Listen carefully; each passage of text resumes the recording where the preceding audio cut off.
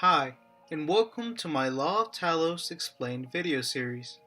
This is episode 3, Karl, part 1. As stated in the last video, Karl is the star of the Law of Talos animations and was made by the contestant Unknown Person. For us to understand Karl's story in the Law of Talos tournament, we must first look back on his past. Karl was created for the purpose of entering the Law of Talos competition. He was introduced with a character sheet that goes into great detail about his personality and characteristics. He also serves as a means to expand Unknown Person's Castle of Nations universe. Castle of Nations is another fictional creation by Unknown Person. Castle of Nations is an abandoned amusement park that seems to have a strange magical energy that brings inanimate objects to life. If those objects were to leave the park, then their magical energy will start to fade and they eventually stop existing, or so it seems. In this park, there is a pirate attraction with a small island and a pirate ship filled with a pirate crew that has been brought to life thanks to the magic found in the park. Among this crew of pirates lies Karl. Originally, Karl was only meant to be a decorative statue, and because of this, he doesn't really have a name. In fact, he only gave himself the name Karl for business commodities. He likes to be a spy for a living. Karl likes to gather information about his enemies before confronting them directly, giving him the chance to find weak points and use them at his advantage. His only hobby is playing the violin. His stock isn't that big, but he likes to play anyways. He also has a companion named Arma. Arma is a silent, emotionless little cement statue who has a very unique skill. It's a shapeshifter. For the price of some amount of energy, it can transform itself into many objects. Working with Karl, it usually takes the form of bladed weapons. Despite being part of the pirate attraction, Karl hates to be called a pirate, mostly because he associates pirates with humans and hatred, because according to Karl, humans equal hatred. Despite his charming personality, Karl is actually a vicious, bloodthirsty warrior, and the only thing that he enjoys more than the fight itself is the suffering, bewilderment, and consequent death of his opponents. But he will never let you know that. He has superhuman strength and reasonable speed. Although he looks like he doesn't take anything seriously, he's quite conscious and rational when fighting. He is also quite fragile when it comes to strong impacts. Guns and smashing weapons work wonders against his ceramic body. He also can't sustain body combat for too long, and he can be even more fragile and easy to crack if he's running out of energy. He is unable to feel pain and has the ability to replace his own limbs if possible. He's a compulsive liar. Karl tells the truth as frequently as he's not smiling. It's also important to note that he heavily depends on the magical energy of the Castle of Nations to survive. This fact alone will be a major factor in his story. And last but not least, always remember that he won't show any refutation about killing children, old people, kittens, and anything that moves in general. Karl is quite literally a sociopath. So, you might be wondering, why is Karl like this? Was he always like that? Well, the answer to that is yes and no. If you look closely at Karl's personality, he clearly resembles a sociopath. For those of you who don't know, sociopaths are people that are very charismatic and work well with society. That is, until they snap. The dangerous thing about sociopaths is that if they don't have their way, then they will resort to violence to get what they want, and they are very good at hiding their true nature from people. And if you see their true personality, then it usually means he or she is about to try and kill you. I believe that Karl has been a sociopath for a very long time, but it wasn't until a specific event that happened that made him realize who he really was. For you to understand this, we must go back to the furthest lore of Karl that we currently have. Back in 2009, one of Unknown Person's last comics that he uploaded to DeviantArt before moving to Tumblr was about Karl and an old friend of his. This comic takes us further than any other piece of lore into Karl's past. Here we see that Karl has an eye patch where his scars used to be, and his original right hand is still there, but most importantly, Arma is nowhere to be seen. The friend that is with Karl is a red-headed girl. Her name is Rachel. She seems to be an average person, but for some reason she stays during night hours in the park and uses it to practice her violin and hangs with Karl. It's possible that the Castle of Nations Park is still operational during this time, and I will explain why later. Here we see Karl acting differently compared to the way he acts in the Law of Talos. While he still maintains his cherry personality, it's clear that he is genuinely fond of Rachel and is not trying to harm her in any way. This is unusual for Karl because the Karl that we know completely hates humans. Not only that, but in the Law of Talos, Karl gets visions of Rachel, and instead of being happy, he becomes frustrated and even attempts to kill the illusions. We're in a decadent abandoned city. What could possibly happen?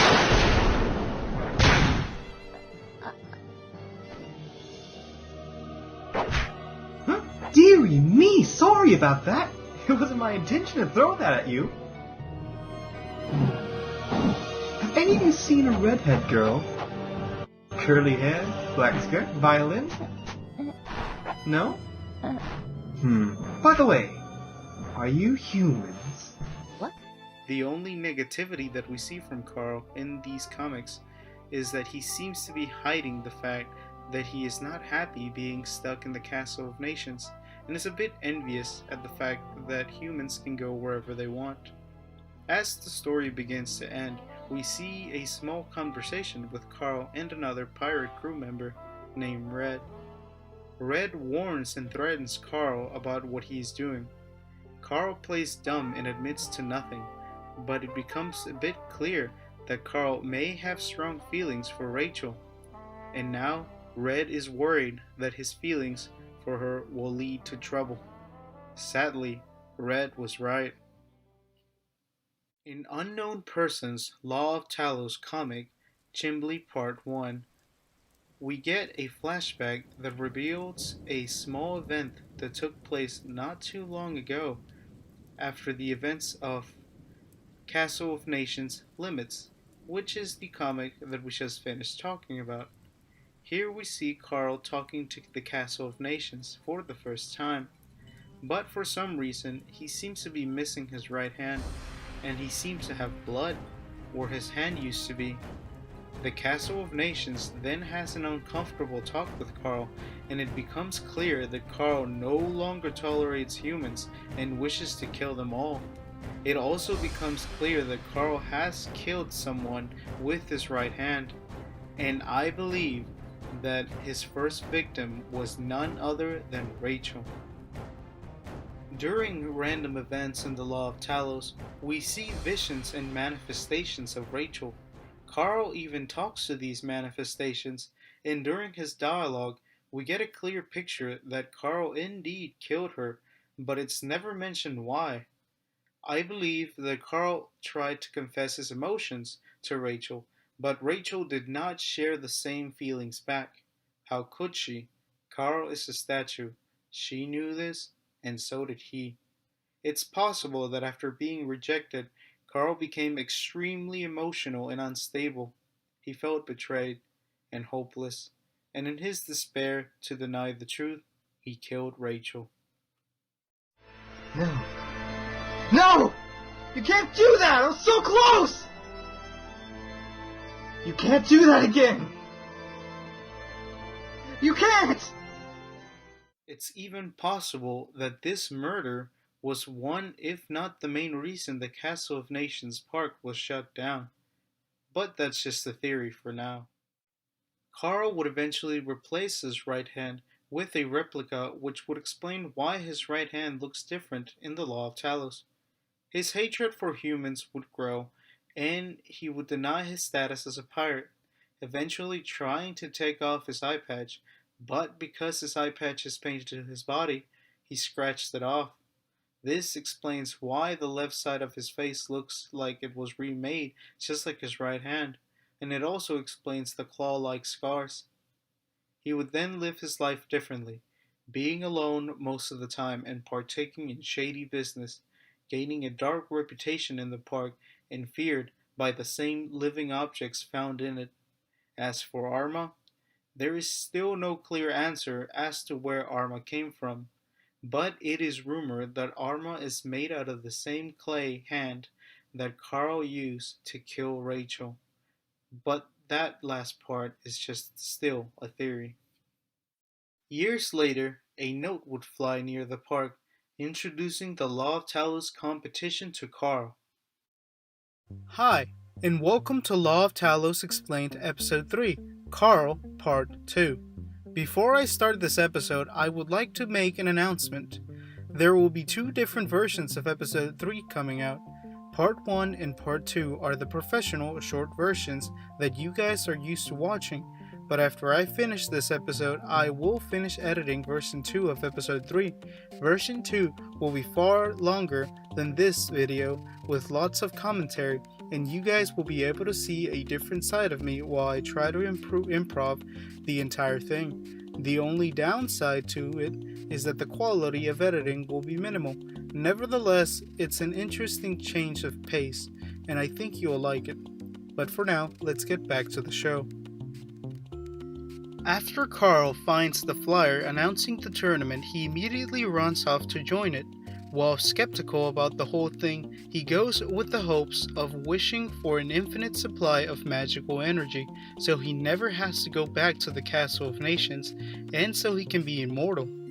He meets a variety of fascinating characters that I can't wait to talk about in the future episodes, but for now, this is pretty much how all interactions went. A friend? Is that what you want? I can help you if you wish. It's easier to survive this whole tournament with someone by your side, that's for sure. Let's make a deal. Help us, and I'll help you get what you want.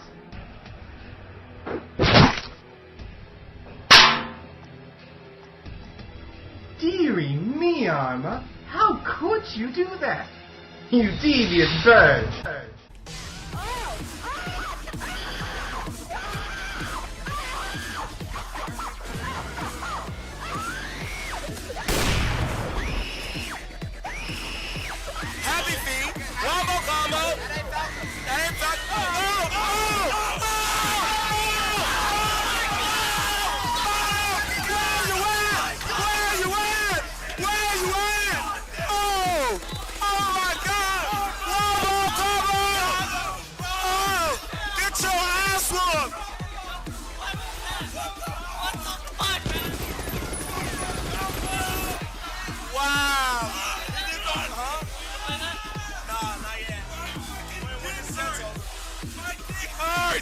Bobak's dick is hard.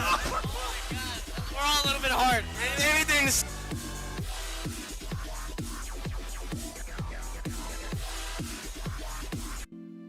Throughout the tournament, Karl encounters manifestations of Rachel, and it's explained later on that the manifestation is not actually Rachel, rather it is the manifestation of the magic of the Law of Talos. It's never 100% clear on what the Law of Talos wants. The only hint we get from the manifestation in Karl's story is this. This suggests that the Law of Talos wants to be free just like Karl, because in the end, The entity is bound by the limits of the city, just like how Karl is bound by the limits of Castle of Nations. Nevertheless, Karl refuses to work with the Law of Talos in fear that it backfires on him. Another clue we get from this is the giant golem that we see in the final episodes. Throughout the comics and animations, we see a giant golem begin to be given life, as it uses the city's structure itself to make up its body. The golem could be another way that the Law of Talos is trying to free itself. If it can't leave the city, then the city will leave too. Another important thing to note is that it also suggests that the Law of Talos granted Karl a little extra energy so he could keep fighting. The first direct clue we get for this is when a man that is investigating the Law of Talos realizes that the energy of the Law of Talos is interacting with Karl. We also have multiple moments during the competition where Karl loses too much power and loses control of his body, and yet he still gets back up for the next fight. And the last clue that we get from this is the last moment of Unknown Person's animation where Karl is about to finish his final fight. We see that the Law of Talos has abandoned Karl, and the moment she does this, Karl loses most of his energy again and loses control. You can't!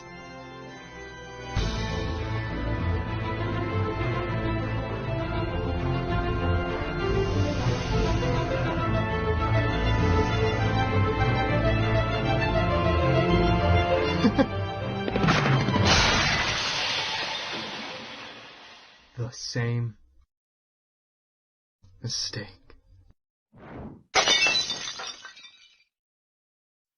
This is all very interesting for Karl's story, but unfortunately the final episode of The Law of Talos by Unknown Person is not considered canon. To see the official final round, we have to go and look at the real winners of the Law of Talos competition.